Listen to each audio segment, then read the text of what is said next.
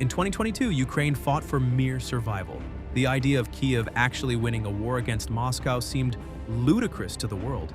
But times have changed. Ukraine has grown stronger than anyone imagined, while the once mighty Russian military has exposed deep incompetencies. Now, a Ukrainian victory is no longer a fantasy, it is a probability. Even more boldly, Kiev has orchestrated a concrete plan to end this war on its terms by 2026. This victory roadmap consists of two core objectives. The first is survival.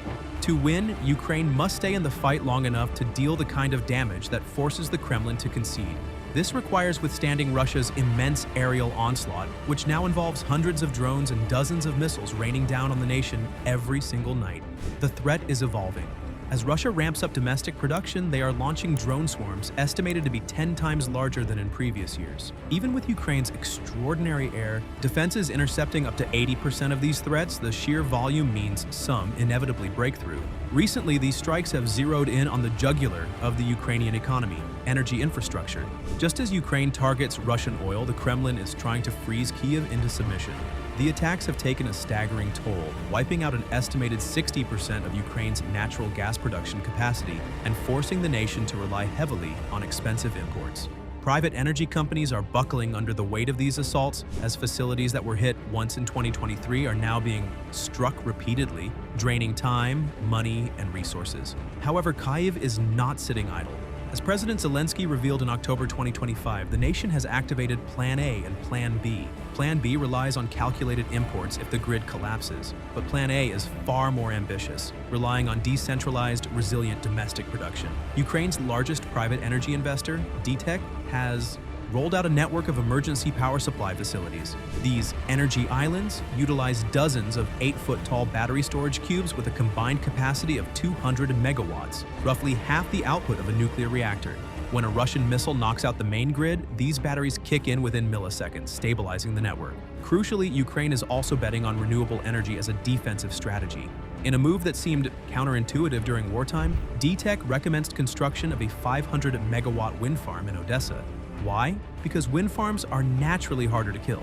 Destroying dozens of spread-out turbines is infinitely more difficult for Russian missiles than targeting a single, massive coal power plant. As DTEK executives note, wind power is decentralized, making it a nightmare for enemy targeting systems. These innovations are vital. By 2025, Ukraine's generating capacity had slipped from 21.8 gigawatts to just 17 gigawatts due to occupation. Destruction. Infrastructure Minister Oleksiy Kuleba warns that anything below 15 gigawatts could trigger wide-scale blackouts. To counter this, Kyiv has dispersed 1 gigawatt of capacity into small reinforced units hidden from Russian radar. Additionally, 10,000 heat centers have been established across the country, communal bunkers where citizens can stay warm if their home heating fails. Ukraine has built a shield, but no country wins a war simply by defending. To force a surrender, you must strike back.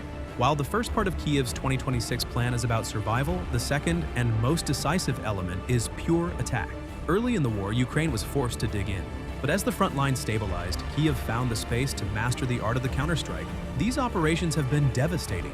Deep drone strikes are wiping out Russian weapons depots, destroying air defense systems, and most critically, crippling the Russian oil industry. Ukraine has transformed into the world's premier drone superpower. In sprawling warehouses and secret factories, millions of drones are being churned out annually. These range from cheap decoys designed to confuse enemy radar to the state-of-the-art Magura 7 maritime drone, capable of blowing Russian aircraft out of the sky. While frontline drones prevent Russian troops from advancing, the true game-changers are the long-range systems flying deep into Russian territory. Many analysts believe this deep strike capability is the only path to victory. This war is different from those of the past.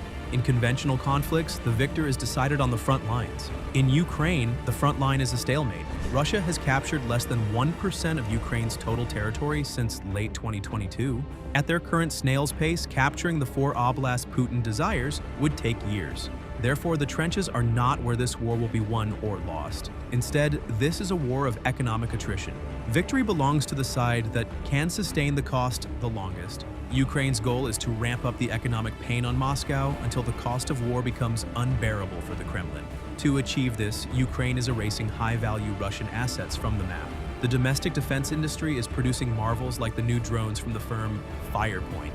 These units can travel an extraordinary 870 miles and loiter for 7 hours, hunting targets deep in Russia's central regions. Even more terrifying for Moscow is the Flamingo cruise missile, unveiled in 2025.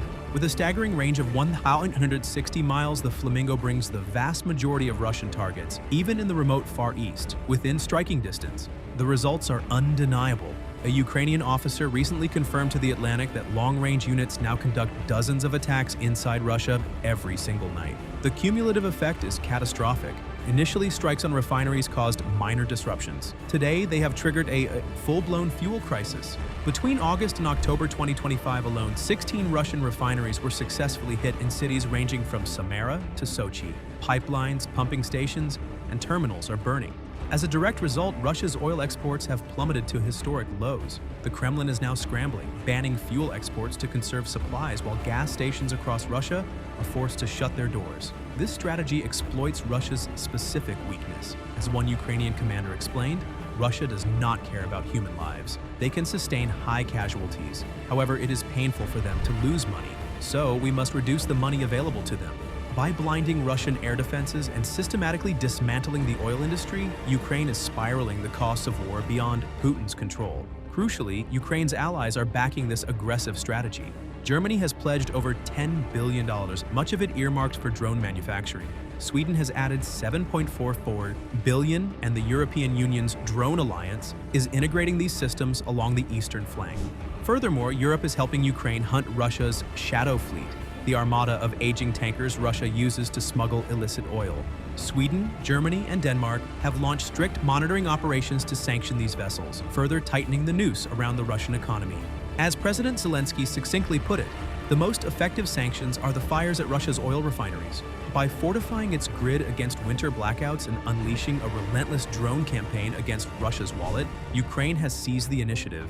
They are not just holding the line, they are actively dismantling the enemy's ability to wage war. Watch this video to learn more about how Kiev's drones are now slicing the power lines that keep the Kremlin's industries running. Or click here to see why a top Russian official warns that civil unrest, and even civil war, may be on the horizon for Moscow. Be sure to subscribe for more breaking military analysis.